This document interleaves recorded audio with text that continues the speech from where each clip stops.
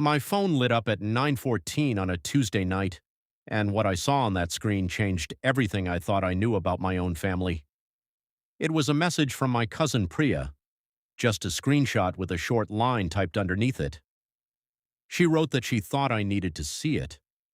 When I opened the image, I saw a group chat I had never been added to. The name at the top read *Family Celebration Planning, and right in the center of the screen was a message sent by my aunt. It said to make sure she does not find out about the wedding. My chest went heavy, not from surprise, but from recognition, because that message was not new information. It was simply the first time anyone had put it in writing. Growing up, there was one pattern in my family that never changed. Celebrations came and went, and I was always the one left behind. On the first time it happened, I was 17 years old.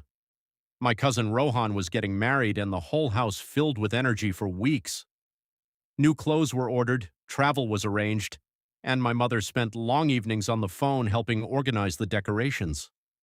One afternoon, feeling completely natural about asking, I brought up the question of when my invitation would arrive. My aunt responded with a smile that did not reach her eyes and told me that weddings could be complicated.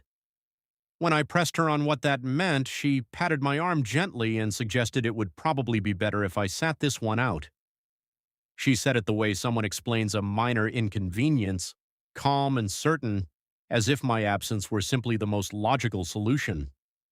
The rest of the family left, and I stayed home, I sitting with a quiet that felt louder than anything they would have said directly. Days later, I saw the photographs posted online. Everyone was there in matching colors, lined up in large group portraits, smiling in a way that made the space where I should have been feel even more visible. At the time, I told myself it was a single mistake, something that would not repeat. But then it happened again at the next wedding, and the one after that, and the one after that. Cousins getting married, relatives celebrating second weddings, families gathering for destination events I only heard about through other people. Every single person received an invitation except me. Whenever I asked for an explanation, the answers were always soft and vague. I was told I was too outspoken, or that I sometimes made people feel tense, or simply that I did not quite match the energy of the gathering. None of those explanations ever made complete sense, but each one landed the same way, quietly and with full weight. The moment that finally broke through every excuse I had been making came at a family dinner several years later. My cousin Adrian had too much to drink, and somewhere between the main course and dessert, he decided that honesty was suddenly appropriate. He leaned across the table and said, almost casually, that it was simply easier when I was not there. The room went completely still. Everyone at that table heard it, and no one said a word. When I asked him what he meant, he gave a small shrug and explained that I had a way of making things feel tense, as if he were commenting on something as ordinary as the weather outside. That night, something inside me changed, not into anger, into something quieter and more permanent: distance. And if you have ever been made to feel like an outsider by the very people who were supposed to be your closest circle, then you already understand exactly what that distance feels like. Before we continue, if this story is connecting with you, please hit the like button, leave a comment below, and subscribe so you never miss what comes next. And tell us where in the world you are watching from right now. Now back to what was building just beneath the surface of everything I thought I understood. After that evening, the way I engaged with my family slowly and quietly changed. Visits became less frequent, phone calls became shorter, and messages went unanswered for longer stretches of time. And the strangest part was that my family seemed perfectly comfortable with that distance, as if it confirmed something they had quietly preferred all along. Years passed like that, one season folding into the next, with very little contact and even less warmth. Then I met Ravi. He had a way of paying attention that was both calm and careful. The first time he noticed me pulling back when my mother's number appeared on my phone, he did not push for an explanation.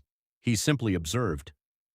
A few weeks after that, he said quietly that it looked like I was always preparing myself for something difficult before I even answered. No one had ever named it that clearly before.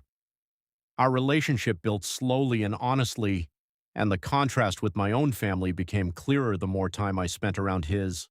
His family was loud and open and full of warmth that felt completely unguarded.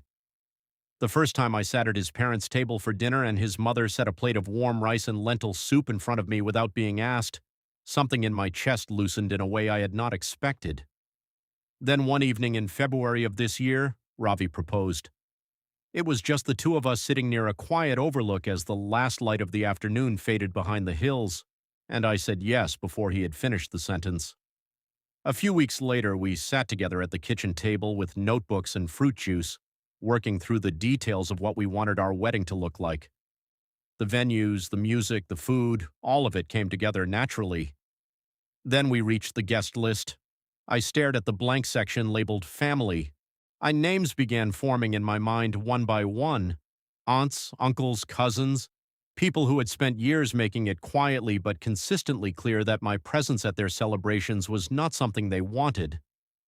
Ravi looked at me from across the table and said simply that I did not have to include anyone I did not want there.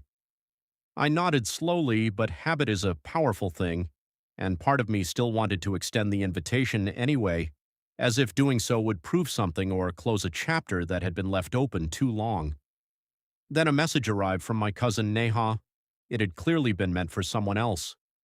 In it, she wrote that if I sent an invitation, they would probably have to go, because not going would look bad. There was no warmth in those words, no happiness, no excitement, just the calculation of appearances. And reading that message was the moment the decision became completely clear. Without drama, without any announcement, I finished the guest list. It included close friends, co-workers who had become genuine family, and Ravi's large and welcoming relatives. But not a single person from my own extended family made the list, and the invitations went out several weeks later without hesitation. 3 days after the invitations were delivered, the reactions began arriving. First came the confused messages asking whether something had been lost in the mail. Then came the angry ones, accusing me of being disrespectful and cruel. My phone rang constantly for 2 full days. Finally, my aunt called. Her voice was controlled but sharp, and she told me that what I had done was a humiliation. She kept going, I saying that this was not how family treated each other and that I had chosen to behave in a way that was unforgivable. When she paused, I told her calmly that she had spent years telling me weddings were easier without me there, and so I had simply decided that mine would be the same. She had nothing to say after that. The wedding took place on a bright morning in late January. The venue was filled with people who genuinely wanted to be there, and the warmth in the room was the kind that does not need to be forced or explained. For the first time in my life, I stood at the center of a celebration where I was not the person being quietly set aside. I was the one getting married, and everything felt easy in a way I had not been sure was possible. That evening, photographs began appearing across family group chats and social pages. On the ceremony, the reception, the full and joyful crowd on the dance floor, and one very obvious detail that everyone in my extended family noticed immediately. None of them were in a single photograph. Within hours, messages began arriving again, but the tone had shifted completely. There was no more anger.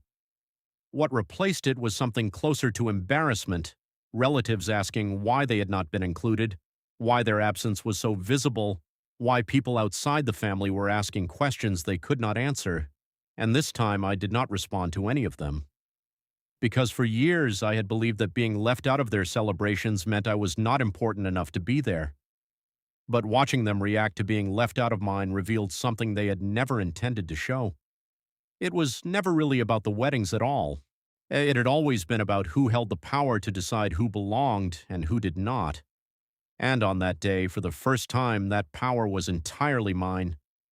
Total segments, 8 continuous narrative segments, each flowing naturally into the next with no labels or interruptions. CTA inserted at the natural emotional peak around the 2 to 3 minute mark, with a smooth transition back into the story.